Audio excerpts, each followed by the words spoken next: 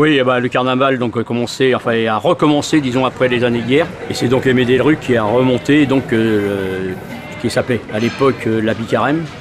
Donc, ce qui se passait, donc, comme l'a dit mi-carême, à la moitié du carême, et bien souvent qui était au mois de février ou au début mars. Et après, donc, bien des années plus tard, c'est devenu carnaval. Donc, il est beaucoup plus tard dans la saison.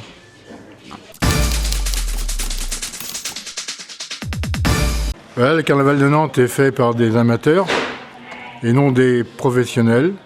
Nous sommes que des bénévoles et nous faisons ça parce que c'est surtout pour une tradition à Nantes. Alors moi, voilà, je fabrique des grosses têtes. J'ai commencé par des chairs et je suis venu à faire ça parce que je trouvais que c'était intéressant à faire. Malheureusement, je suis le seul à en faire et c'est bien dommage parce que c'est une tradition à Nantes qui risque de se perdre. Et pourtant, c'est une base à prendre, les grosses têtes. Hein. On apprend à travailler de la terre, du plâtre, du collage. Donc c'est une base pour arriver à faire une tête sur un char. Non, on a aucune école ici. Hein.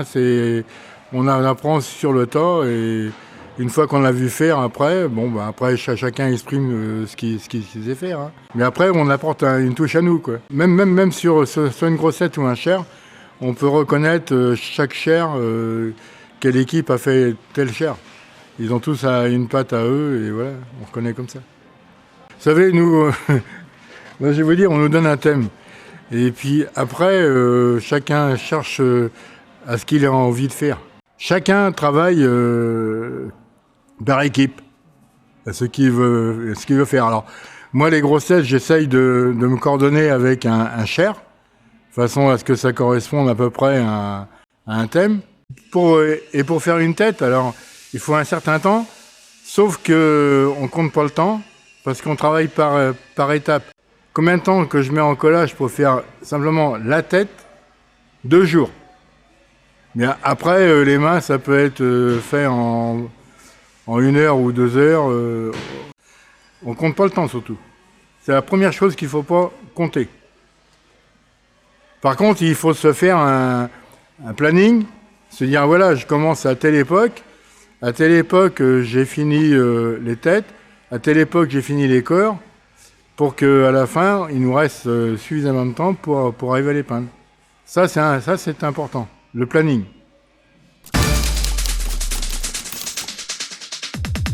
Nous, on a donc choisi une période 17e, 18e siècle, c'est-à-dire la période des corsaires.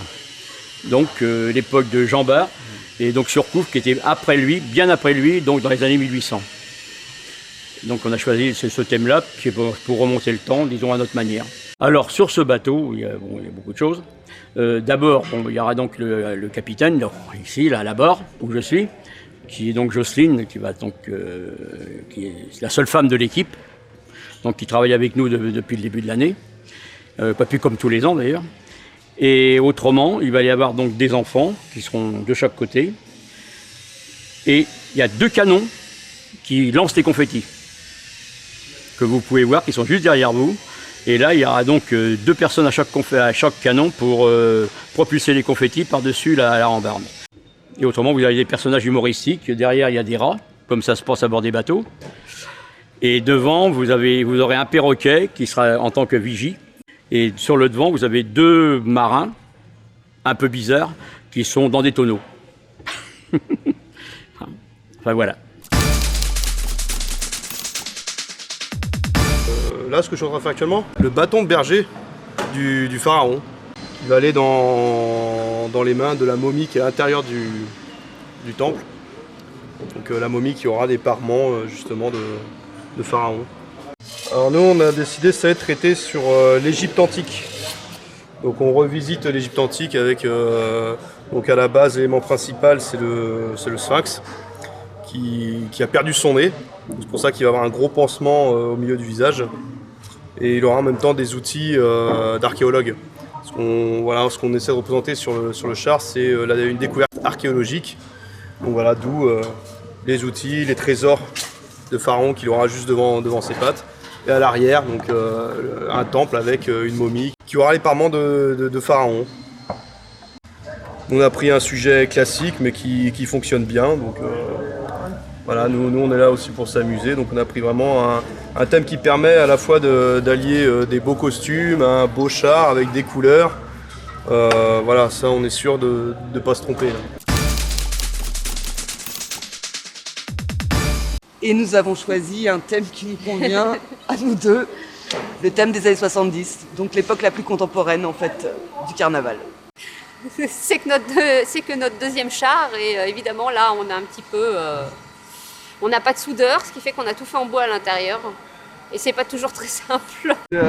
Moi j'ai vécu mes parents avaient un combi Volkswagen, donc j'ai vécu toute mon enfance dans un camping-car au niveau des vacances.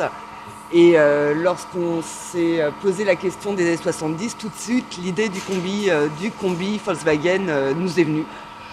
Le côté herbe folle, le côté champignons, le côté orange, vert, jaune.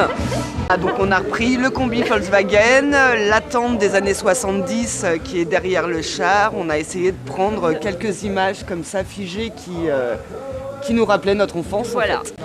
Les tableaux en général sont posés, sauf pour certains, mais les finitions sont souvent les plus longues.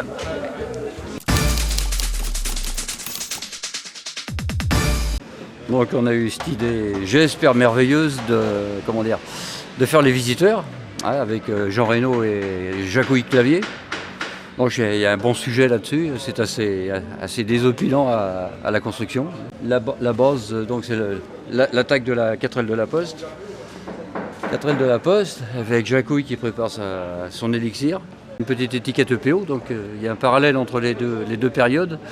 Période de maintenant, avec le PO, et l'élixir de l'époque de Louis VI le Gros, je crois. Et voilà, et ensuite il y a Jean Reynaud là, qui fait mine de foutre un coup de masse d'armes sur la 4L. C'est symbolique parce que techniquement on ne peut pas faire mieux. Actuellement, c'est la grosse polémique avec Nantes en Bretagne ou Nantes pas en Bretagne. Pour moi, Nantes est toujours en Bretagne et ça restera en Bretagne. D'ailleurs, le château d'Anne de Bretagne, il est toujours à Nantes, il n'est pas à Rennes.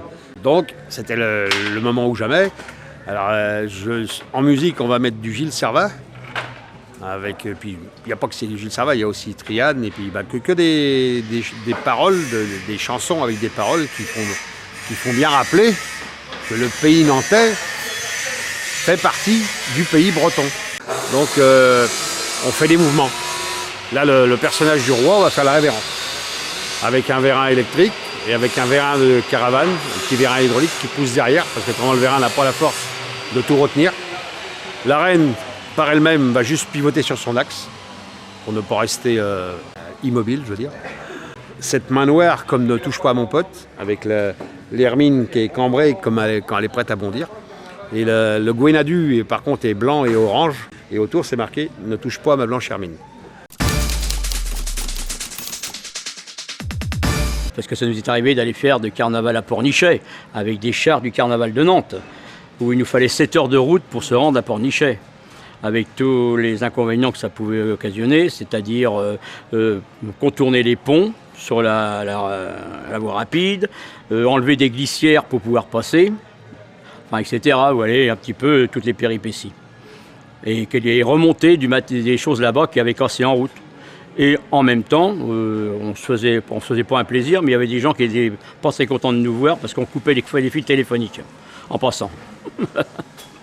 Et ils ont attendu même jusqu'à 1 an et demi avant d'être réparés, certains. Nous sommes allés à Montréal.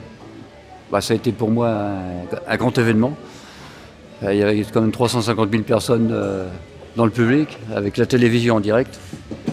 Donc on a emmené tous les chars emmaillotés à une hauteur bien définie pour que ça se soit monté sur des porte-chars. C'est parti à Zeebruges en ferry jusqu'à Halifax. Halifax, un nouveau porte-chars jusqu'à Montréal. Et on a mis 15 jours pour remonter les chars là-bas.